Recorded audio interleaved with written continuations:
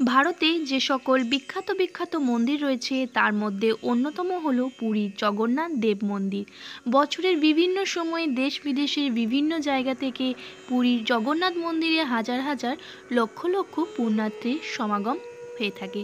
কিন্তু আপনি কি জানেন, 1 জানুয়ারি থেকে পুরীর জগন্নাথ মন্দিরে পোশাক বিধি চালু করা হয়েছে প্রশাসনের তরফ থেকে।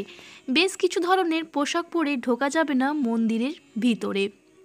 নতুন নিয়ম জারি হওয়ার পর থেকে জগন্নাথ দেব মন্দিরে প্রবেশ করার জন্য পুণ্যার্থীদের ট্র্যাডিশনাল পোশাক পরতেই হবে।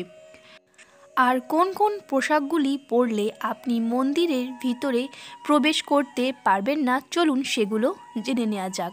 প্রথমেই দেখতে পাচ্ছেন রয়েছে ছেঁড়া জিন্স, হাফ প্যান্ট, স্কার্ট ও স্লিভলেস পোশাক পরে মন্দিরে প্রবেশ করা যাবে না।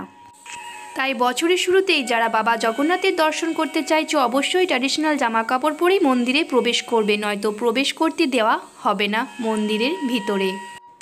আমি বছরের প্রথমেই পুরী গিয়েছিলাম, তাই ভাবলাম তোমাদের সাথে একটা ছোট্ট ভিডিও করে ইনফরমেশনটা দেওয়ার। ভিডিওটা কেমন লাগলো অবশ্যই কমেন্ট করে জানিও, আর বেশি বেশি করে শেয়ার করো যাতে সবার কাছে পৌঁছায়। নতুন বছরে যারাই পুরী যাচ্ছ অবশ্যই এই পোশাক বিধিগুলো নিয়ম মেনে চলবে, তবেই মন্দিরে প্রবেশ করতে পারবে। যাই হোক, দেখা হবে আবার নতুন কোনো ভিডিওতে। ততক্ষণ সবাই ভালো থাকবে, সুস্থ থাকবে।